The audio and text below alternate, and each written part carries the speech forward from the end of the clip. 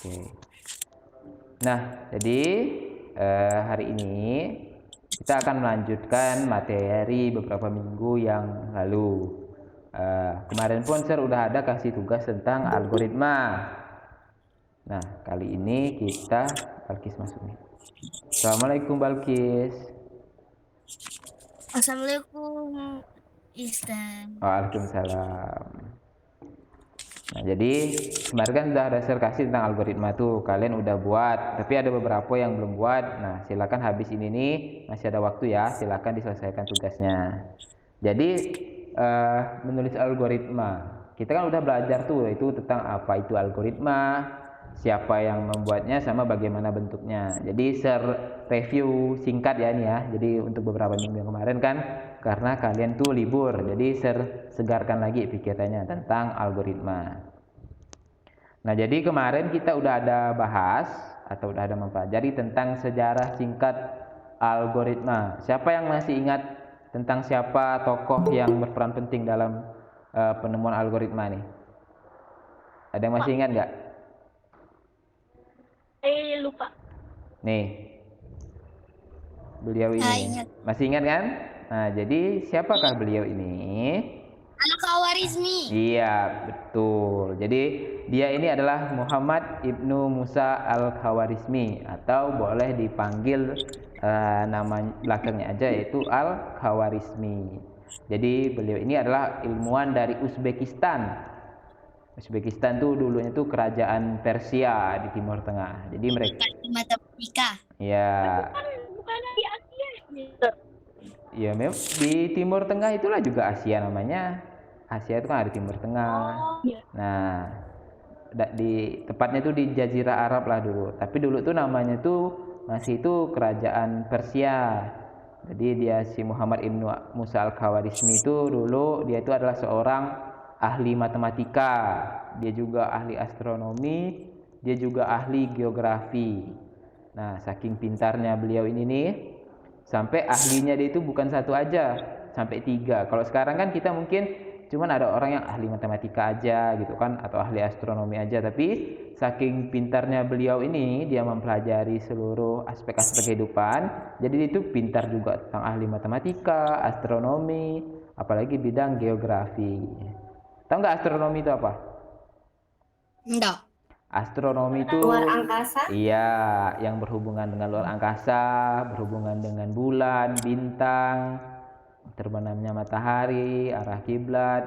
Jadi tentang astronomi itu. Kalau misalnya geografi, Geografi tempat-tempat, bukan negara. ya, Kayak geografi itu kuncinya di kalimat geo. Geo itu artinya bumi. Nah, jadi ahli geografi itu berarti dia tuh ahli yang mempelajari tentang bumi, tentang ya lempeng tektonik, misalnya tentang gempa, tentang gunung, tanah, pokoknya hal-hal yang berhubungan dengan bumi. Jadi beliau ini benar-benar pintar di masanya, cemerlang gitu. Nah, salah satu temuannya di bidang matematika, salah satu penemuan pentingnya, penemuan Al-Khawarizmi di bidang matematika ini adalah materi tentang atau teorema tentang aljabar atau aritmatika dan trigonometri. Nah, kayaknya yang kalian yang udah belajar yang mana nih? Udah ada yang belajar belum yang ini? Tiga-tiganya nih. Di belum. matematika. Kalau trigonometri? Belum. Nah, trigonometri itu nanti kalian belajarnya mungkin pas SMP. Jadi ini tentang cara menghitung segitiga. Nah, sama juga aljabar itu tentang persamaan-persamaan rumus nanti. Nah, di aritmatika inilah cikal bakalnya ditemukan tentang algoritma. Jadi di bagian aritmatika ini dia ada bahas tentang apa sih itu kemudahan-kemudahan tentang algoritma. Makanya ilmuwan-ilmuwan di barat menghormatinya dengan menggunakan namanya sebagai nama dari algoritmanya. Ini masih ingat kan yang saya jelaskan kemarin? Jadi algoritma itu asal katanya itu dari namanya sendiri, nama penemunya yaitu Al-Khawarizmi. Nah, karena orang Amerika, orang Barat sana nggak bisa nyebut car, jadi car itu diganti jadi go. Di algo, biar mereka nggak susah nyebutnya kan, jadi algoritm, akhirnya berubah jadi algoritm, akhirnya berubah jadi algoritm, yang diartikan dalam bahasa Indonesia itu algoritma. Nah itu cuma Mister, apa sejarah. bedanya Gimana? algoritma pertama, algoritma yang kedua? Bedanya ini kan masih ada stripnya tuh, al sama gorism. Kalau di orang Arab kan al itu kan gelar, al sama khawarizmi, jadi algoritm. Cuman karena algoritm ini masih nama, jadi yang ini udah menjadi kata sifat atau kata benda. Jadi yang ini masih nama, yang ini udah jadi kata benda atau kata sebutan, algoritm jadinya. Kalau ini masih nama nih, algoritm, masih ada stripnya. Akhirnya jadi algoritm atau algoritma. Nah, algoritma itu apa kemarin saya jelaskan, algoritma itu adalah Urutan langkah-langkah iya, logis. pintar. Itu langkah-langkah atau rancang gitu. Nah, jadi intinya algoritma itu adalah langkah-langkah yang terurut dan logis. Tujuannya untuk apa? Untuk menyelesaikan suatu masalah. Nah, jadi ini nih, kemarin kita udah bahas nih kan. Jadi algoritma itu bentuknya dia adalah langkah-langkah instruksi. Jadi apapun itu langkah-langkah instruksi di dunia keseharian kita itu bisa dibilang dengan algoritma.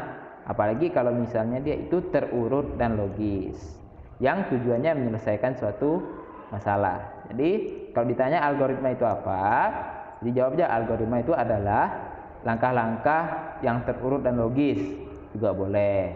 Atau misalnya kalian jawabnya lengkap, urutan langkah-langkah logis untuk menyelesaikan masalah, juga boleh. Nah, jadi kita sudah tahu bahwa algoritma itu adalah langkah-langkah instruksi. Jadi contohnya itu kemarin kita ada bahas tentang step by step, yaitu menggosok gigi. Nah, menggosok gigi ini kan berarti kan dia menyelesaikan sebuah permasalahan. Permasalahannya apa? Permasalahannya gigi. Ya, giginya kotor. Giginya kotor maka harus dibersihkan. Nah, kayak membersihkannya itu kan harus ada urutannya.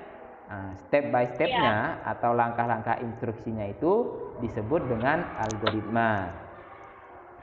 Nah, ini udah kita bahas kemarin kan, dari mulai oleskan pasta giginya, sikat giginya dengan menyeluruh, berkumur-kumur, bersihkan sikat gigi sampai ke simpan sikat gigi itu pada tempatnya. Nah, sama juga algoritma dalam keseharian. Selain contohnya misalnya sikat gigi, ada lagi misalnya masak mie. Masak mie ini langkah-langkahnya juga termasuk algoritma. Kenapa? Karena dia itu terurut dan logis. Nah, dia menyelesaikan masalah enggak? Kira-kira masalah apa yang diselesaikannya? Masalah masak mie. Ya, awalnya mie yang mentah harus dimasak jadi matang biar bisa dimakan. Nah, itulah dia menyelesaikan masalah. Tapi langkah-langkahnya apa? Langkah-langkahnya harus terurut dan logis.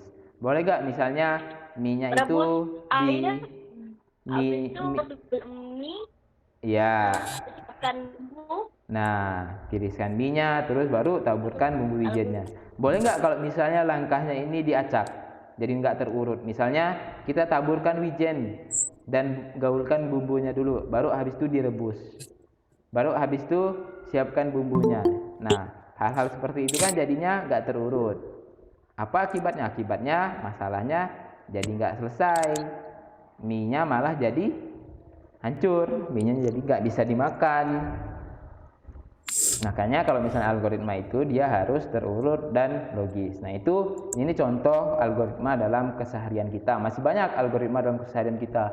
Ada yang apa? Saya kan nggak setuju. Nah, jadi balik lagi ya. Jadi kan ada yang misalnya algoritma mengikat sepatu, algoritma misalnya kalian ingin misalnya masak sesuatu, itu kan ada step by step instruksinya atau langkah-langkah instruksinya. Itu semua bisa dibilang sebagai algoritma. Ya, kenapa Il? Mana kegiatan algoritma kami? Gimana mandi? Ya, Mister. Ya iya, semuanya kan berarti kan mandi kan kalian pengen menyelesaikan masalah. Awalnya badan kotor, berarti kalian harus mandi untuk membersihkan badannya. Nah, langkah-langkah untuk mandi itu apa? Nah, misalnya awalnya mandi itu apa dulu? Pakai sabun dulu enggak? Ya. Eh, Gosok gigi. Mandi itu kita basahkan badan dulu pakai air, baru kita sabun, baru dibersihkan. Nah, misalnya seperti itu. Jadi langkah-langkahnya itu harus terurut dan logis. Logis itu artinya masuk akal. Nah, seperti yang saya bilang tadi, algoritma itu sering kita temui dalam kehidupan sehari-hari. Nah, cuman bedanya kalau algoritma yang kita temukan dalam kehidupan sehari-hari itu kan memang algoritma saja namanya. Tapi kalau misalnya algoritma yang dituliskan dalam bahasa pemrograman, nah itulah yang disebut dengan program atau aplikasi.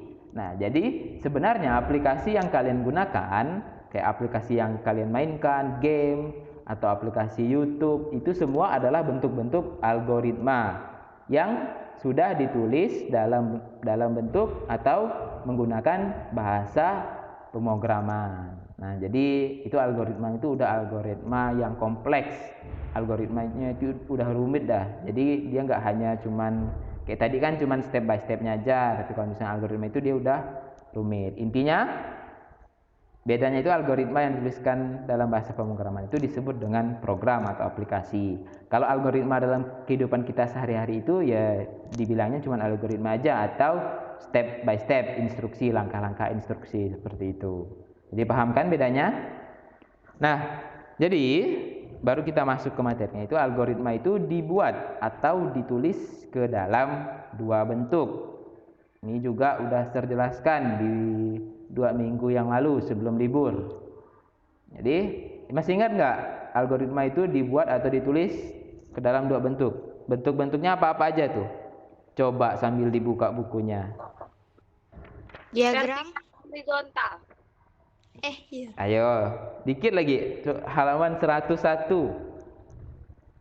Bentuk narasi sama bentuk diagram alir. Nah, benar. Jadi algoritma itu dibuat atau ditulis ke dalam dua bentuk. Bentuk yang pertama adalah bentuk narasi. Kalau yang kedua adalah bentuk diagram. Nah, tahu kan diagram itu apa? Diagram itu ya yang ada Tahu, gambarnya.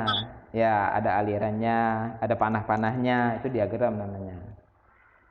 Oleh karena itu maka hari ini itu kita akan belajar menuliskan algoritmanya baik dalam bentuk narasi maupun diagram alir.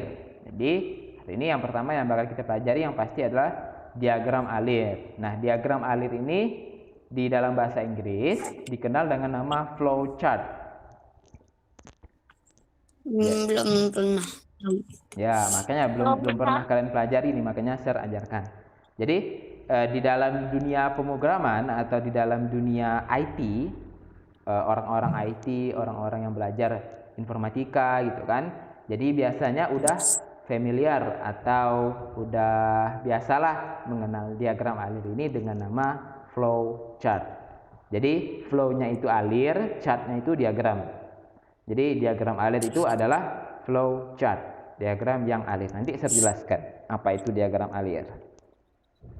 Nah, lalu kita akan mempelajari tentang kondisional atau persyaratan. Kalau misalnya kita membuat algoritma atau kita saat memprogram.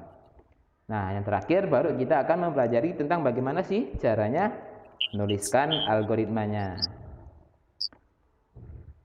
Nah, untuk menuliskan algoritmanya nih, kita coba pakai permasalahan kita atau langkah-langkah yang sudah kita sebutkan sebelumnya, yaitu langkah-langkah untuk menggosok gigi. Nah, ini kan langkah-langkahnya nih. Sekarang kita akan ubah langkah yang seperti ini nih, langkah-langkah instruksinya menjadi bentuk narasi dan bentuk diagram. Nah, kalau ubah ke dalam bentuk narasi itu gampang. Misalnya kita ubah ke dalam bentuk algoritma bentuk narasi. Nah, coba sambil sama-sama kalian lihat nih. Kalian lihat yang di bukunya di halaman 99. Di halaman 99 itu kan ada tuh langkah-langkah menggosok giginya kan, di halaman 99 di bagian bawah. Nah, yang pertama tuh kan dia bilang oleskan pasta gigi. Berarti kalau misalnya kita ubah ke dalam bentuk narasi, ya langsung kita tulis aja. Misalnya oleskan pasta gigi gitu. Habis itu yang kedua, sikat seluruh permukaan gigi. Berarti kita tuliskan aja sikat gigi dengan menyeluruh. Sampai begitu seterusnya. Nah, jadi kalau bentuk narasi itu lebih gampang menulisnya. Jadi dia itu benar-benar kita tuliskan secara berurutan langkah-langkahnya, dari langkah pertama sampai langkah ke-6. Cuman bedanya kalau misalnya algoritma dalam bentuk narasi ini kita udah tuliskan kondisinya. Nah, seperti yang di nomor 4 ini. Di nomor 3 kan, langkah nomor 3 itu kan langkah nomor 2 itu kan sikat gigi dengan menyeluruh, ya enggak?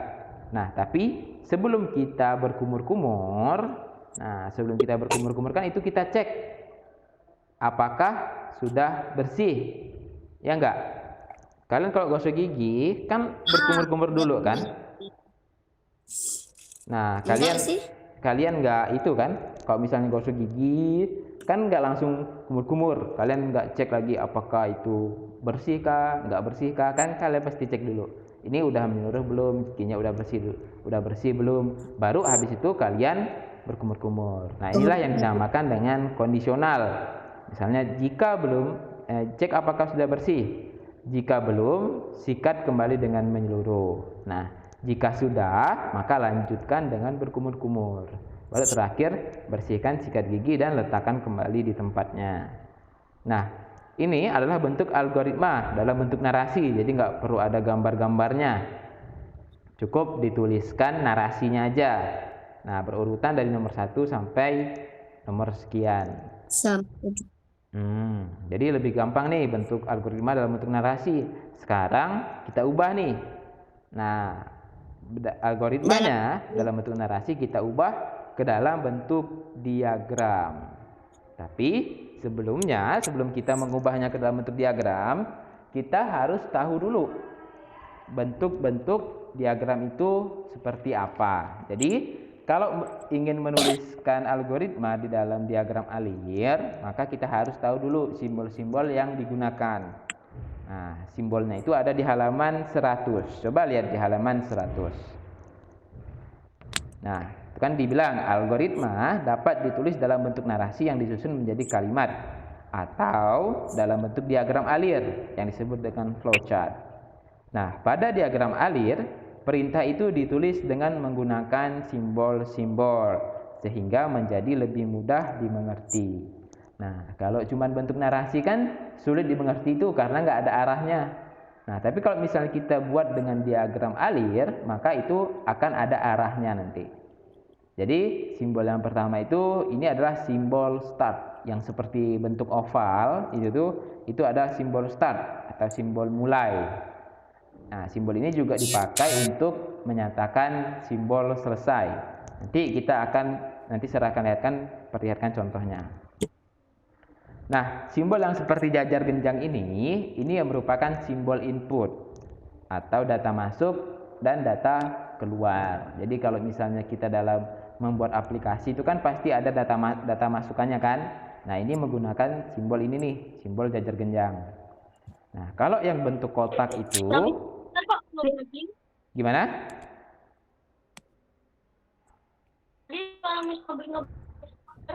Ya kah? Suara enggak jelas kah? Tadi, tapi sekarang udah jelas. Oh, itu di itunya kali, di sinyal airnya, coba diitukan. Nah, kalau yang simbol Sekarang udah jelas. ya, simbol yang persegi panjang ini, yang kotak persegi panjang, yang nggak ada miringnya ini, itu merupakan simbol proses. Tahu apa? Pengolahan data. Jadi, misalnya proses-proses itu dilambangkan dengan simbol proses. Ya nggak? Putus-putus nggak suara saya?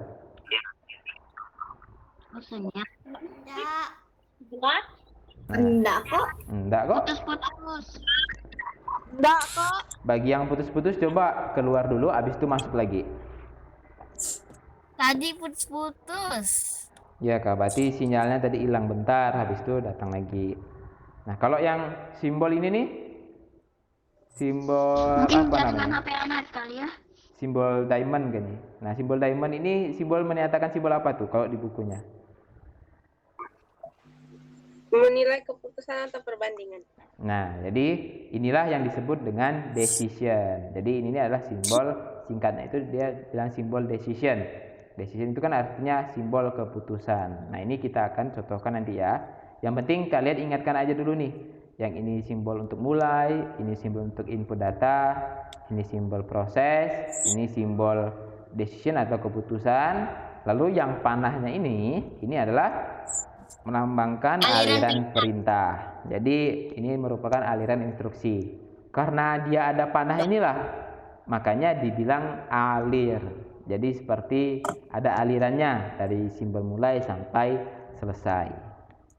Nah, sudah diingat bentuknya. Jadi mungkin aja nanti kalau misalnya di ulangan tuh atau di ulangan di semester kan pasti sertanya tuh. Misalnya simbol ini nih melambangkan apa, atau bisa aja serbalik, misalnya simbol start dilambangkan dengan bentuk apa, atau kalian gambarkan bentuknya nanti. Jadi simbolnya ini diingat. Nah, nanti tenang ya, nanti kan ini kan serekam, ini kan sambil serekam nih, jadi kalian bisa putar ulang rekamannya nanti di Google Classroom. Nah, sekarang karena kita udah tahu bentuk-bentuk dan simbol-simbolnya, ya enggak? Nah, jadi kita akan coba ubah bentuk narasi ini menjadi bentuk diagram alir. Nah, contohnya seperti apa nih?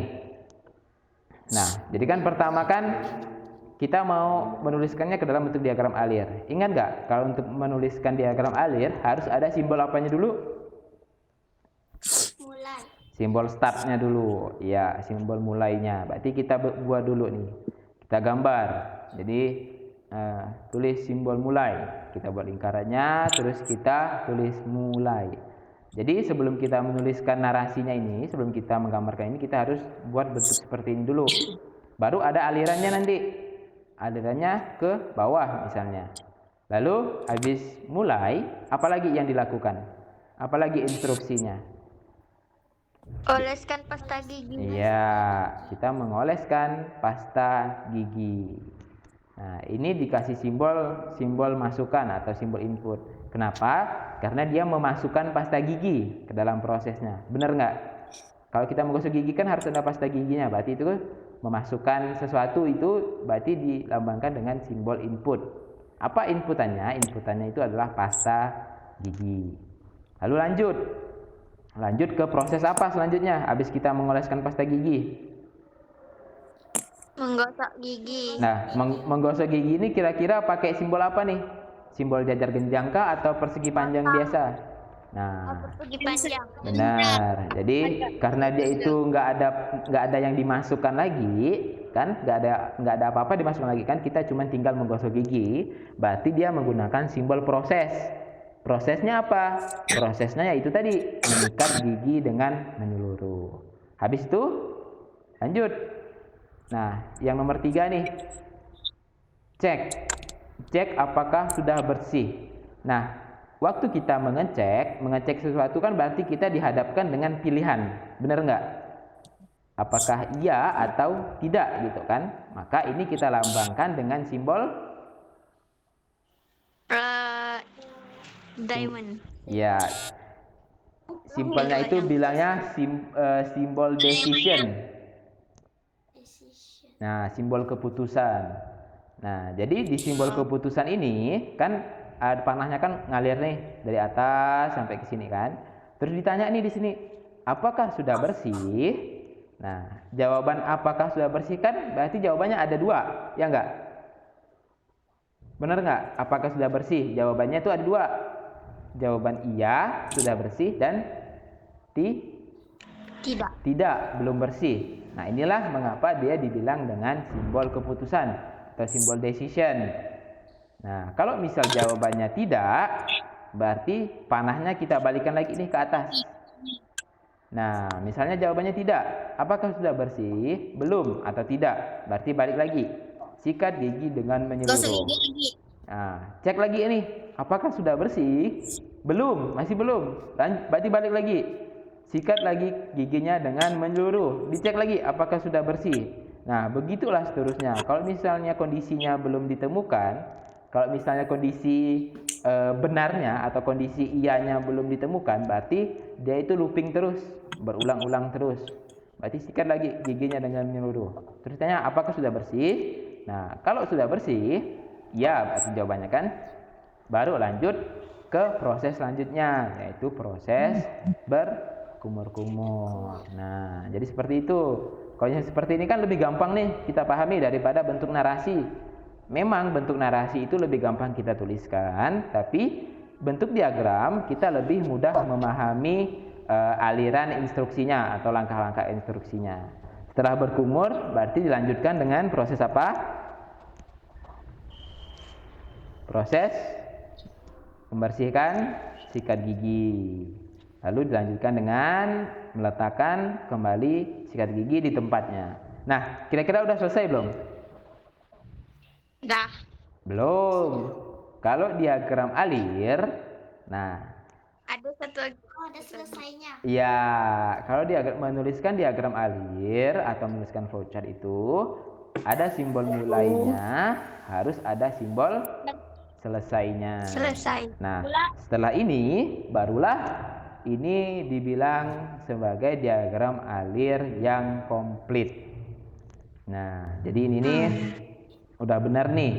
Jadi kalau misalnya kalian kasihkan ini ke orang-orang programmer, dia pasti langsung ngerti. Oh, kalian ini maunya seperti apa? Oh, perintahnya gimana? Oh, ngodingnya itu harus seperti apa? Nah, makanya diagram alir ini lebih umum digunakan kalau misalnya kita membuat aplikasi.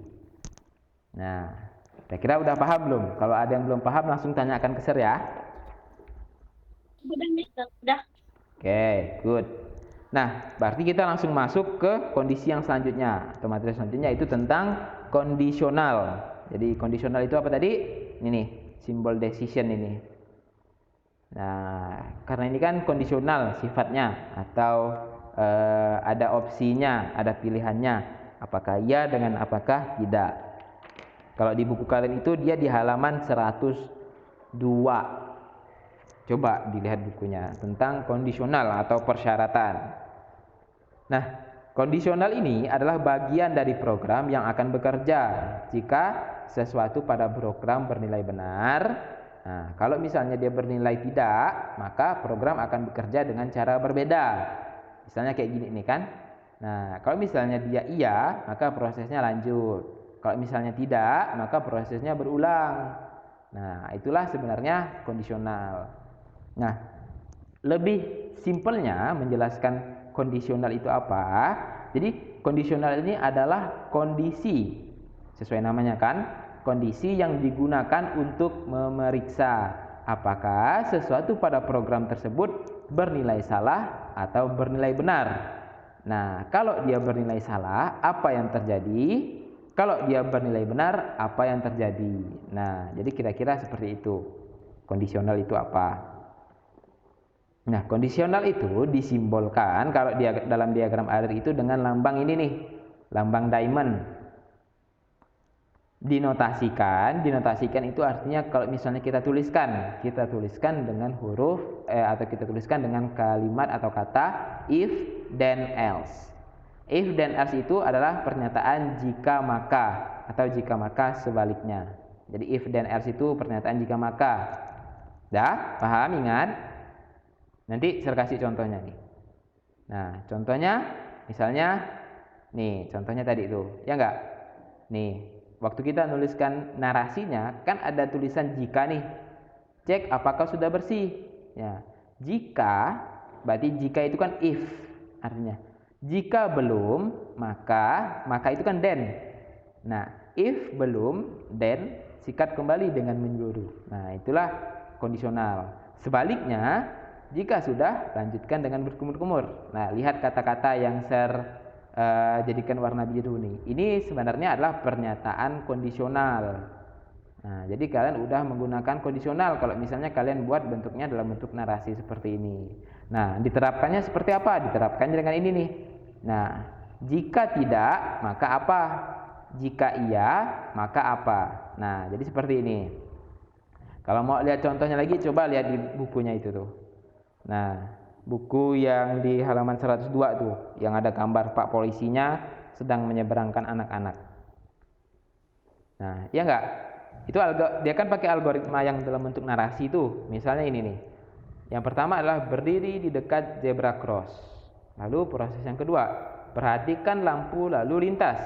Nah, baru masuk ke dalam pernyataannya atau kondisionalnya. Jika lampu lalu lintas berwarna merah, maka menyeberang. Benar kan? Kalau lampu lalu lintas berwarna merah kan berarti mobil-mobil itu berhenti, maka kita bisa menyeberang. Nah, sebaliknya, jika lampu lalu lintas tidak berwarna merah, artinya kalau lampu lalu lintasnya berwarna kuning atau berwarna hijau, berarti kita tidak boleh menyeberang.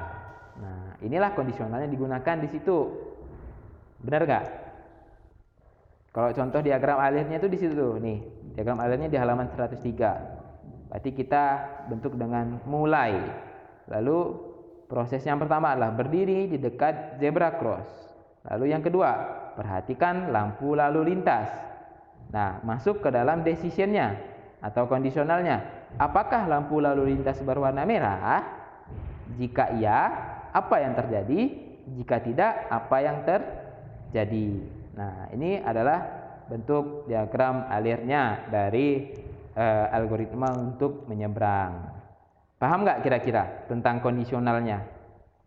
Jadi kondisional itu decision tadi. Paham. Nah, oke. Nah, sekarang mungkin pertanyaannya adalah kenapa sih kita perlu kondisional di dalam membuat program atau menyusun algoritma? Nah, kira-kira tahu nggak kalian kenapa kita harus ada kondisionalnya? Maaf, Sir, keluar, Sir. Tadi Ya, nggak apa-apa. Nah, jadi coba bayangkan kalau misalnya kita nggak pakai kondisional. Nah, coba bayangkan kita nggak pakai kondisional. Contohnya kita ambil dari algoritma menyeberang jalan tadi. Kita nggak pakai kondisional nih, kita nggak pakai jika maka. Berarti kan berdiri di dekat zebra cross. Lalu yang kedua, perhatikan lampu lalu lintas. Terus kita nggak pakai jika makanya. Berarti yang selanjutnya, maka kita menyeberang. Bahaya nggak kira-kira? bahaya. Nah, karena kita nggak ada kondisionalnya, karena kita nggak ada ngeceknya kan, kita nggak ada ngecek apakah lampunya warna merah atau enggak. Jadi kita menyeberang asal-asal aja gitu kan. Nah, inilah akibat kalau misalnya kita nggak pakai kondisional.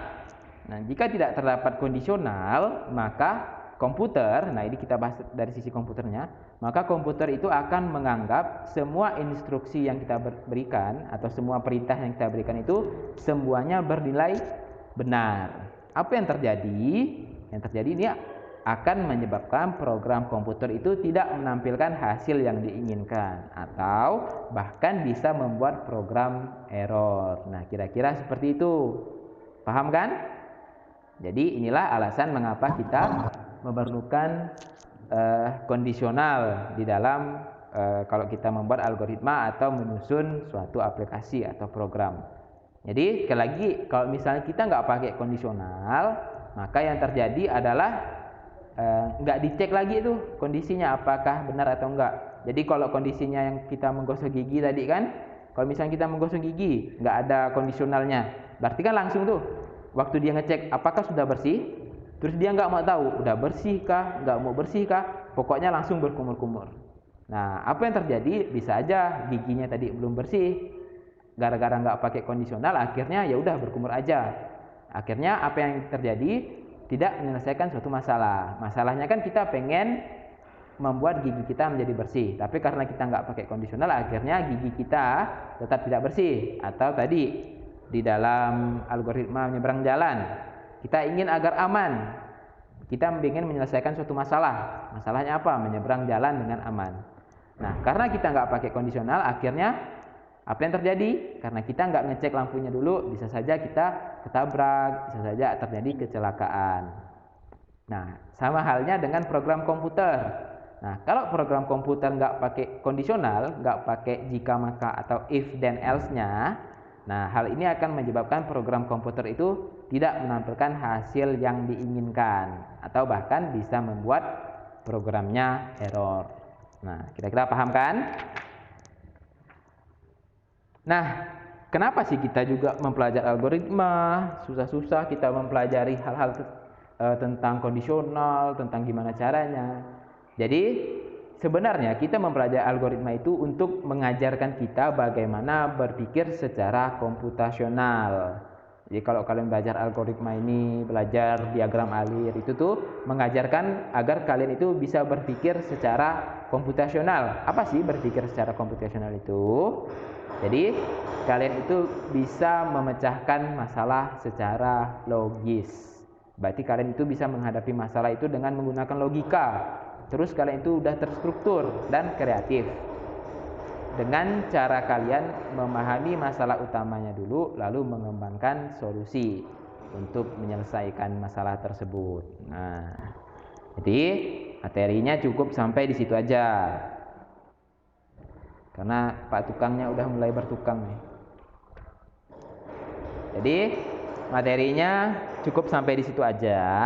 Semoga kalian paham tentang materinya. Jadi untuk tugas kalian di rumah, untuk tugas kalian di rumah itu tugasnya cukup mempelajari apa yang sudah terjelaskan. Terus kalian juga boleh latihan. Kalian kan tadi saya bilang algoritma itu kan ada di kegiatan sehari-hari kita. Nah, misalnya algoritma untuk berenang, algoritma untuk menanam tanaman. Nah, itu kan bisa kalian gunakan. Ubahlah algoritma itu menjadi algoritma dengan menggunakan diagram alir. Nah, jadi tugasnya itu juga boleh tugas yang kalian kumpulkan kemarin. Nah, ataupun yang belum mengumpulkan, silahkan kumpulkan di dalam bentuk diagram alir.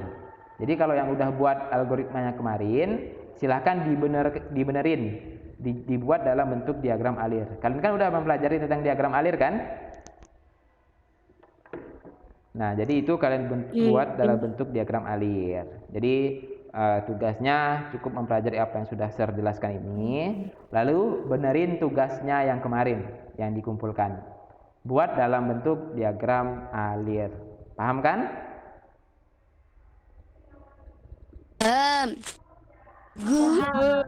Paham ini, paham kan? Nah, semuanya bilang paham. Nanti tugasnya cuma berapa orang yang ngerjain. Oke lah. Jadi materinya cukup sampai di sini penjelasan dari Sir. Kurang lebihnya Sir mohon maaf. Sir akhiri. Wassalamualaikum warahmatullahi wabarakatuh. Waalaikumsalam. Bye bye. Yang cowok jangan lupa sholat Jumat ya. Assalamualaikum. Waalaikumsalam. Bye bye. Gimana Ail? Assalamualaikum, Sir. Assalamualaikum, Sir. Diganti tadi itu Kak, Mister. Iya. Apa? Tuh, yang alir Kak, Mister. Ya, yang kemarin ya tuh digantikan. Yang kemarin tuh.